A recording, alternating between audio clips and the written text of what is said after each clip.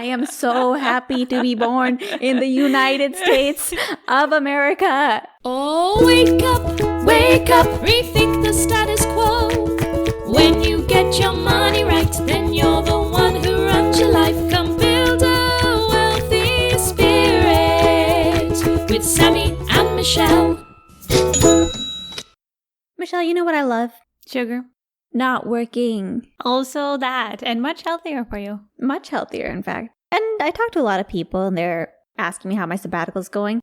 And I love it. I love it probably even more than I expected.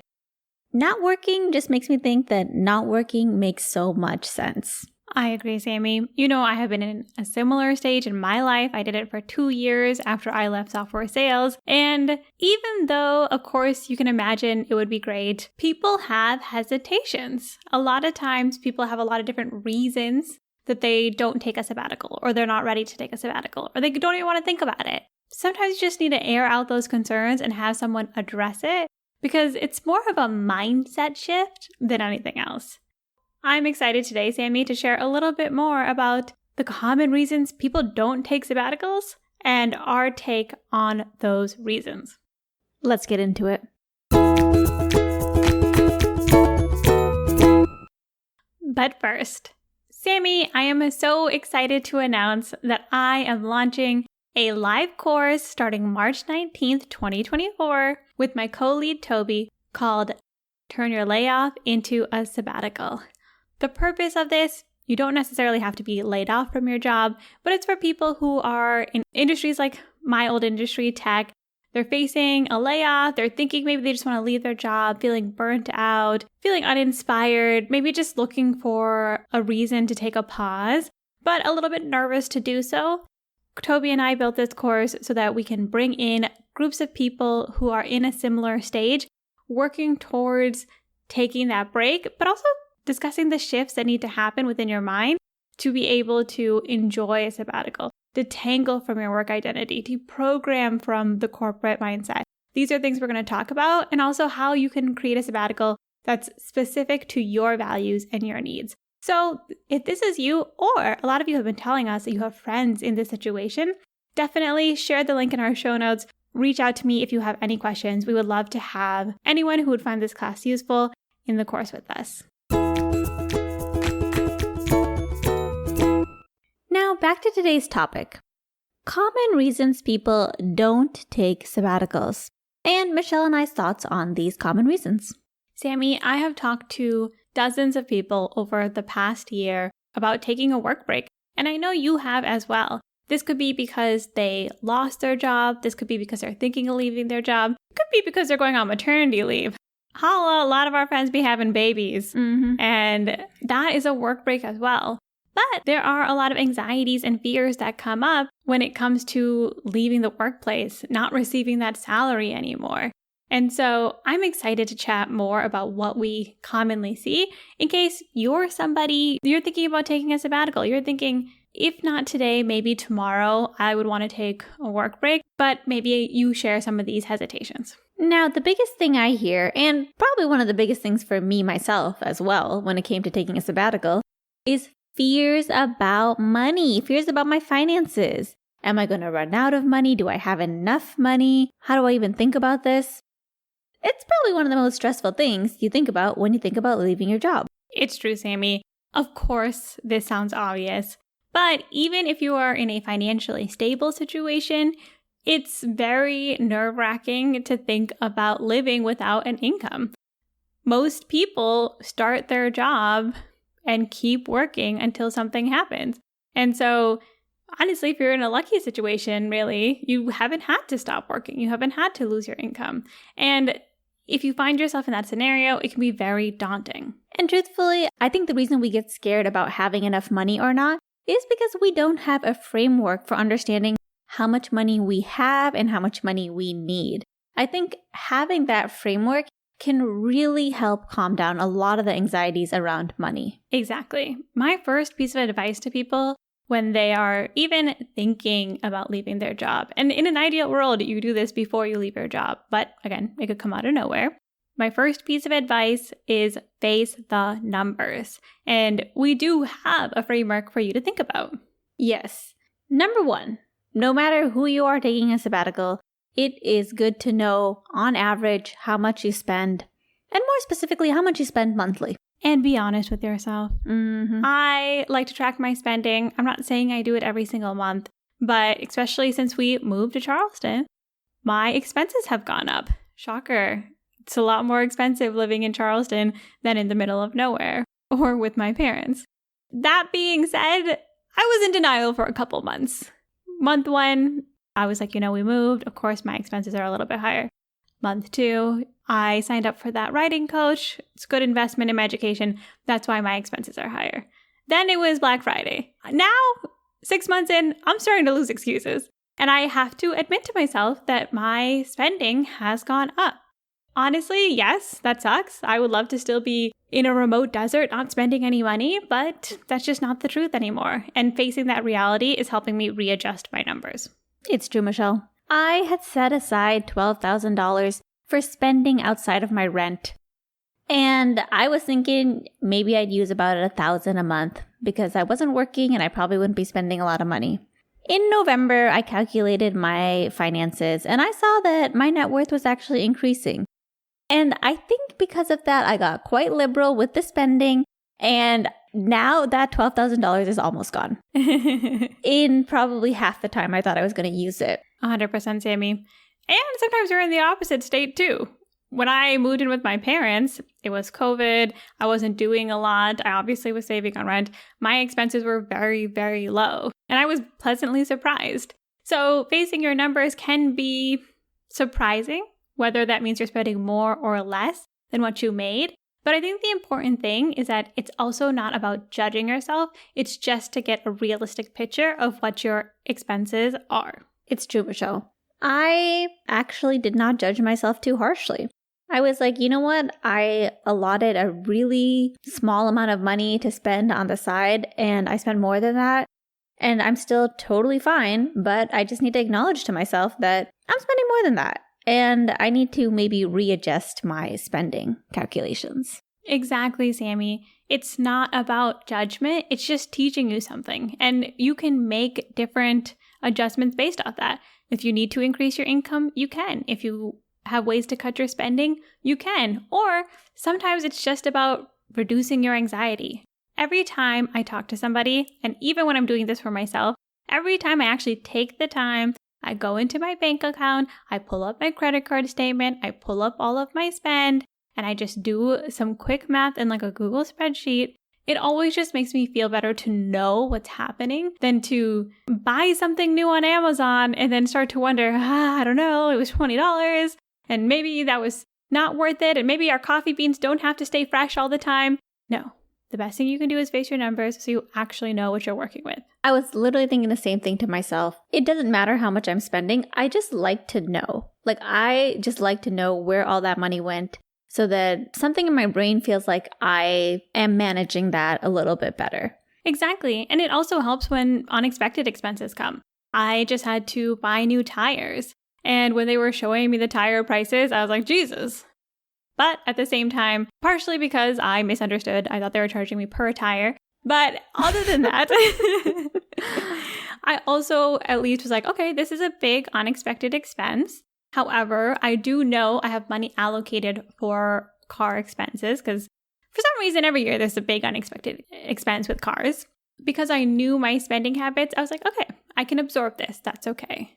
And so I think when those moments happen, especially when you're not making an income, it's just nice to know how your spending is shifting every month instead of feeling like that anxiety of, oh my God, I have to all of a sudden spend like $500. I wasn't expecting this. Do I have enough money? Is this going to put me out? Like that anxiety is just not worth it.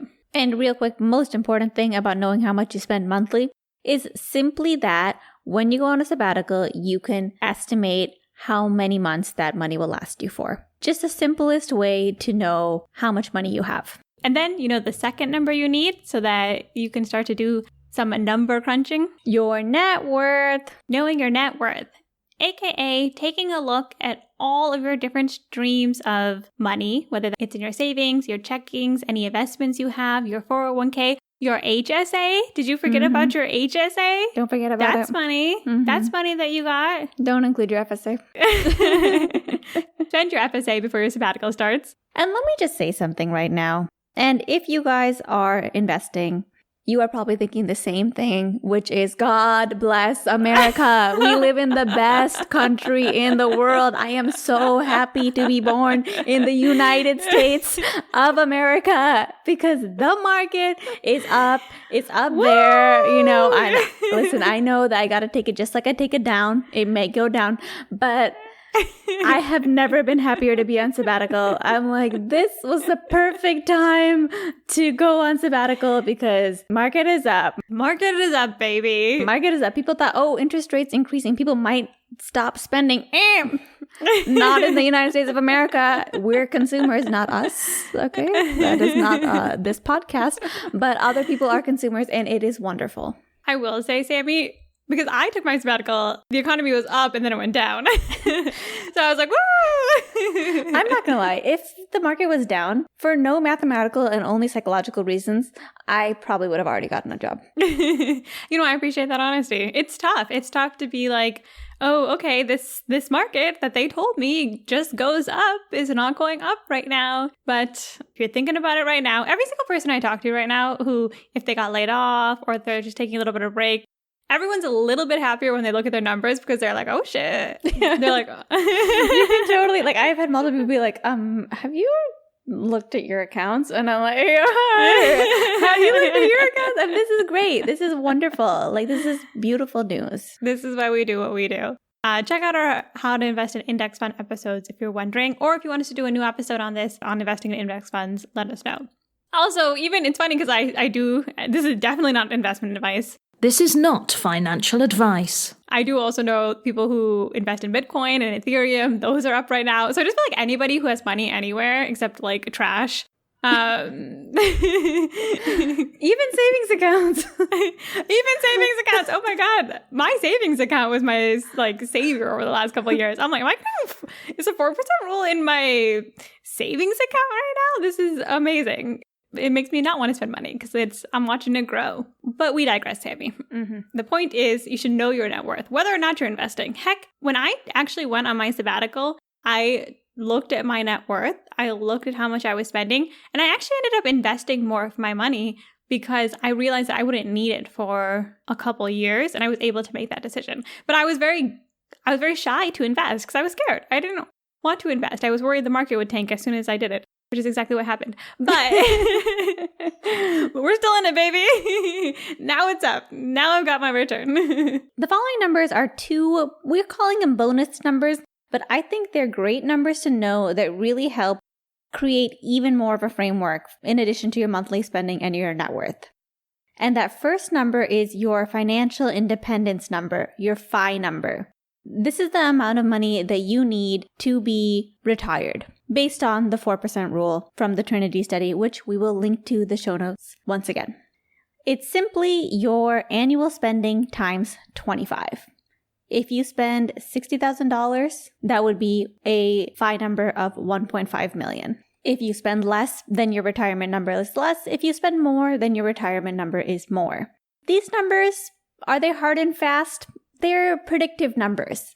They are based off of previous data. Nobody can tell you for sure if you're 100% going to be okay or if you're 100% not going to be okay. But this is a helpful frame because if you know how much you spend monthly and you know your net worth and you know your amount that you need to retire, you have an idea of where you're at financially. You know how much money you have compared to how much money you need and compared to the rate you're spending.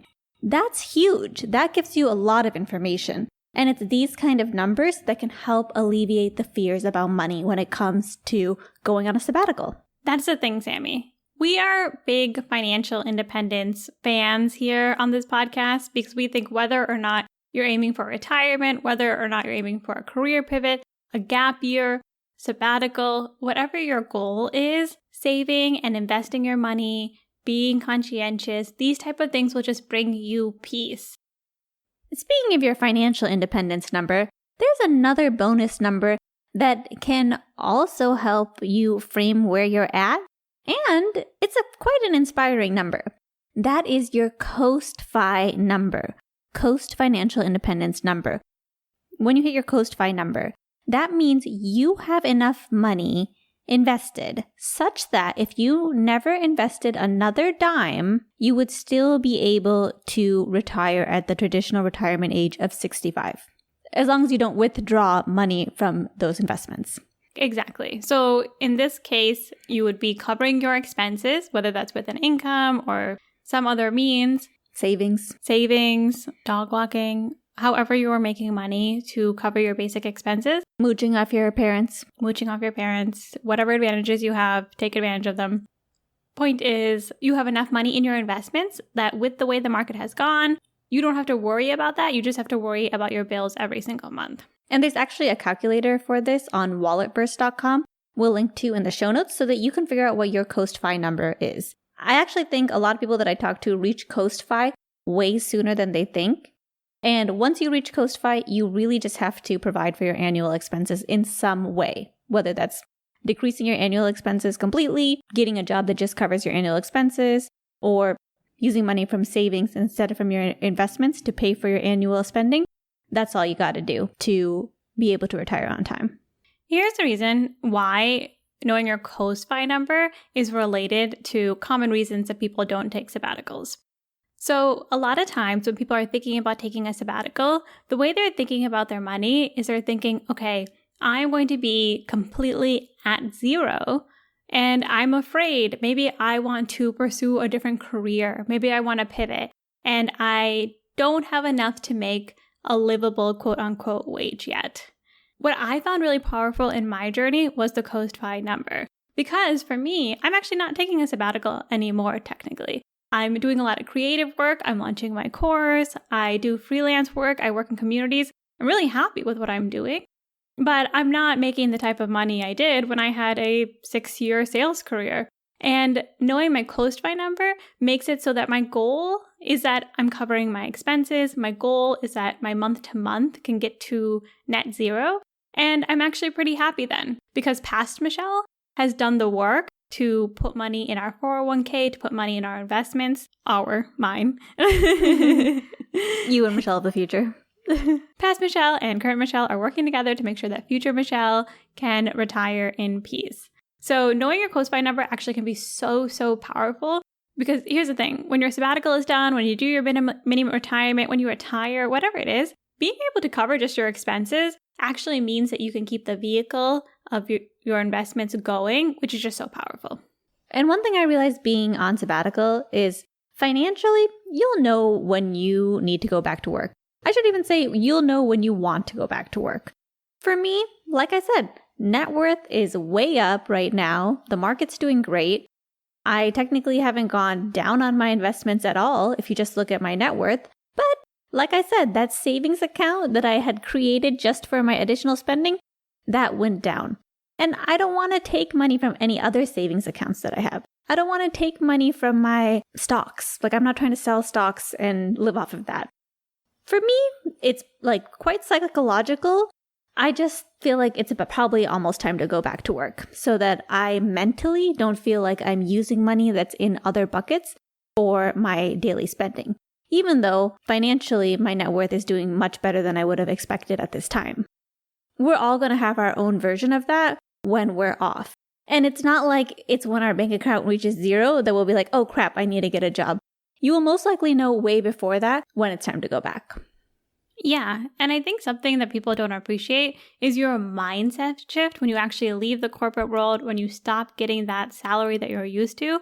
You have a mindset shift about building financial stability. For me, immediately after I left my job, I was like, okay, at least I'll still be able to get potentially the same pay, the same role, the same title. And I saw that as I detangled from my work identity, my ego actually let go of what job I needed because I started to value my time more. Soon I was like, okay, I could go back and I could get a sales role if I want to, or I could get a job that I'm enjoying that's covering my bills. and maybe gives me a lot more time freedom. You are able to think through those things when you have a sabbatical. You don't have to wait and panic, and you can have different thresholds where you start to review those things, but you don't have to worry about, oh my gosh, I'm going to go all of a sudden to zero. Like, if you look at your numbers, if you know your numbers, if you are keeping track of these things, you can actually create a really strong foundation for yourself. And if you choose to go back to work, you can do so on your terms in alignment with your values. Exactly, Michelle. I love that point that you made there, that when you are on sabbatical, you shed the ego that is attached to the job that you have, that job title or the amount of money you made at that job. It's so true. Once you actually get to experience time freedom, you have way less ego for job. Like, you've done the job thing, you've had the title, you've had the income, you know what kind of job you need to survive. And it may be a minimum wage job. It doesn't have to be this fancy job. But at the same time, if you have a high paying job, you also now have a new comprehension of what that level of income means. You have physically experienced what it's like to use that income, so you really appreciate what that money means. And I love that we're talking about time, Sammy, because the other fear that I frequently hear, and I experienced myself when it comes to taking a sabbatical, is how will I use my time? Or if you're an ambitious person and you got yourself to this place, you might think, if I have limitless time, will I be less productive? What am I going to do all day? What if all of a sudden I'm just this slob kebab and I don't know what to do with myself? Totally get that fear. And let me tell you, I thought I was a type A minus. I thought I'm someone who likes to plan out my day. And when I went on sabbatical, I found that I was being less productive sometimes because I didn't exactly know what I wanted to do. I would try things, I would not like those things, then I would move to another thing. The thing is, you might not utilize your time as efficiently as you did when you were working. That was my situation. And what I learned was how to accept that and then how to work with that. Like for me, scheduling exercise classes and laying out a schedule for like half the day and then the next half of the day is really great at helping making sure that I get things done. But at the same time, I also just want to get less stuff done because I'm on sabbatical. Like, I am in a place where I'm getting my energy back, getting my health back. It's not about maximizing the things that get done in a day. I really think, Sammy, that when we are in the corporate zone for so long, we feel like we have to be accountable for those 40 hours a week plus that we might be working. We get into this mode that I have to be working all the time. And the truth is that when I lost my job, I was so stressed out. I just needed time to sleep. I didn't need to be productive. I needed to rest. I needed to get through some of my leftover anxiety. And I wasn't more productive when I took my sabbatical. Other people, maybe you left your job, you feel refreshed. You're going to hit the ground running, go traveling, do any of those things. It's about what makes the most sense for you. But to be honest, what I see when people take a work break is that they actually shift their mindset around productivity and time. Because now time isn't about the work you do. Maybe it's spending time with your friends also. Maybe it's eating better, cooking better foods, working out, spending time with your kids. The way that you view time once you're able to detangle yourself from the corporate space is less about, oh my gosh, what am I going to do all day? And more like, wow, I'm really doing things that fulfill me, whether or not they are considered productive. And speaking of being fulfilled, many people don't want to go on a sabbatical because they are already feeling very happy and content. That's amazing. That's the goal. Not having a job is not necessarily the goal. The goal is to be living the life that you want to live. And if you have a job while doing that, that's wonderful. That's okay too. 100%. I think it's a dream. If you have a job that brings you fulfillment, you have balance of time and other things that you enjoy doing, pays you well, you enjoy the people you work with, that's beautiful. Enjoy that season of your life. You don't have to leave your job. We talk about sabbaticals a lot. It ended up being a good choice for both of us. But there were points in my career, I think when I was 3 years into my sales career, company was doing great. I was feeling comfortable. I loved the people I worked with. I don't think you could have convinced me to leave at that point. But things ended up changing. 2 years later, I felt kind of bored. I wanted a lot of changes in my life and I switched jobs. And that eventually led me to my sabbatical. But It doesn't have to be today. Don't think, oh, people are taking these work breaks, they're living their best lives, I should be doing that too. If you're happy with where you're at, that's amazing. Like, I love to see people who are in fields or in jobs that they love. And a lot of people who take sabbaticals go and find jobs that they love. So I don't think it's crazy to actually be in that state. With that said, I do think it's a good idea to prepare financially for a break. One, because sometimes we don't always choose when we get to have a break. And two, like you said, things could change. Your boss could change. The amount that you're inspired by work can change. So just saving up that money can help be ready for those scenarios. And at the same time, something that we literally cannot tell you, like we can literally not say it, you can only experience it, is the freedom that you feel when you have an amount of money saved up that you could live off of. That's something that literally cannot be expressed with words. Each person has to experience it on their own, and each person is probably going to have a different dollar amount that makes them really feel good. But I know for me, like when I hit that first 100K, I was like, I feel really good. Like I feel free. Even though I wasn't even close to financial independence, I felt very secure because I knew that I could handle bad things if they happened. Sammy, the point here I think is so important, which is a lot about what we talk about on this podcast. The goal isn't necessarily to get you to take a work break. The goal isn't necessarily to get you to even hit a specific number. The thing for us that we found is that we were in different stages of money scarcity. When I started my first job, if I had lost my job then, I wouldn't have been able to pay rent. I would have been in a really tough situation. And so I worked and I found a job that would pay my bills because that's what I needed. And when I finally had an emergency fund, that was a major milestone. It felt good to know, hey, if something happens, I could support myself for 3 months. And so we're all about starting at that first dollar. And it doesn't matter how much money you make. It doesn't matter what your income is. It doesn't matter what your age is. Sometimes we just didn't have the tools to get started. And so no matter where you are in your journey, we try to help guide you because we know that starting to be able to save those dollars and just know you have the ability to lose your job puts you in a place where you can finally start to think about all of these other things, your values, your other needs. But it's important to get there first. Takeaways. Takeaways for this episode. We have fears about taking a sabbatical, and that can prevent us from doing it. Biggest fear? Fears about money. And the number one thing to alleviate the fears about money is having a framework to understand your numbers. That is knowing how much you spend each month, knowing your net worth, knowing your FI number, knowing your Coast FI number. 4 numbers that give you a lot of insight into where you are financially. The second takeaway is that a lot of people don't take a sabbatical because they have fears around time. And ironically, they fear, what will I do with all this unstructured time? It's always hard to tell this to people before they actually do it. But a lot of times you do need a little bit of time to deprogram from the 40-hour week, 9 to 5, squeeze the lemon, be as productive as possible mentality, and shift into, okay, I can create a schedule or I can find a way at some point that makes sense for me where I can maybe be productive if I want to, but also can make time for the things that I value. Lastly, if you're happy in your job, you don't have to take a sabbatical. You never have to take a sabbatical, actually. If you're content, don't feel like you're FOMOing because you're not taking a sabbatical. You're totally fine. Live the life that you love. At the same time, being prepared financially is always a good thing and puts you in a good mindset.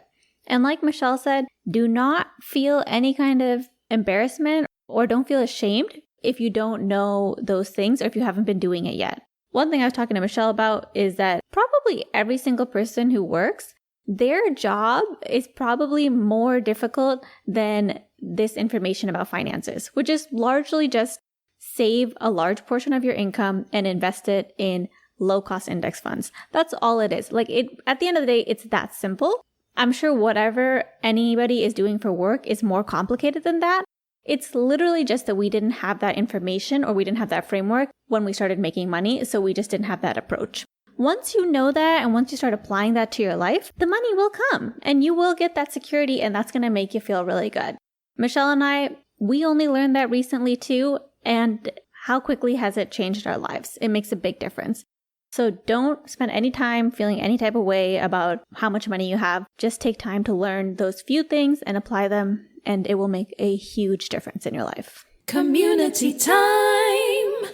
Before we say goodbye, it's our community time. First and foremost, I want to give a shout out to my friend Arjun. He was creating a checklist for when he heads out of his job. Different things to think about, which I love and will share in our show notes. Basically, if you are leaving your job, it's great to just write down some of those things that you need to think about, because chances are the next time it happens, you're going to have to go through the same things. You're going to talk to HR. You're going to want to call your 401k company. There are so many things to think about. Write them down. Create an exit checklist for yourself. Also, shout out to Luca, who shared a great oatmeal recipe for sprouted oats. If you listened to our last episode on decision fatigue, Michelle and I have some issues with our steel-cut oats, and we have been maybe thinking about switching to quick oats, but Luca shared a great recipe on steel-cut oats and how to make them taste delicious based off of our rant. Much appreciation. And he sent a photo. They look delicious. That's why we do this, so that we can get our problem solved by all of you. This is really just like honestly, it's like amazing. This is open literally source amazing therapy for us. Thank you, Luca. And also thank you so much to all of you who have been sharing my course, Turn Your Layoff into a Sabbatical, with people that you know. We have heard from people. Stephanie, shout out to you. She said she shared it with a friend who just lost their job, but now wants to take a sabbatical and travel. And I think that could be a perfect fit. So it's really, obviously, you guys have been listening to us. You might have already set yourself up for a sabbatical. You know the rules, but you might have a friend who would benefit from a community of people to detangle themselves from the challenges that come from transitioning out of a job and into a sabbatical. So thank you guys for sharing. It really, really means a lot to me. Truly, like, the support is overwhelming, and I really appreciate all of you. I wish I had a course like this to enter when I was thinking about joining my sabbatical, because I think even just being around other people who have done it and are doing the same thing would have been a game changer as far as me actually pulling the trigger on taking a sabbatical. Hey, at least you had me, Sammy. When I did it, I was just like, floating around. I didn't know anybody. I didn't have any online friends. I had nothing. Okay, I get it. You walked uphill 2 ways to school. It's like, wham, wham, wham. I literally did in the snow, but I think you probably did too. That's Midwest, East Coast school problems. Anyway, thank you guys. Let us know if you have any concerns about taking a sabbatical, or if you encountered any when you took yours. buildawealthyspirit.com. We'd love to hear it. It's so interesting to hear about other people's journeys. Sometimes there's commonalities. Sometimes there's weird things that come up. buildawealthyspirit.com. Let us know. And most importantly, be sure to join us next week as we put down the rulebook and we rethink the status quo.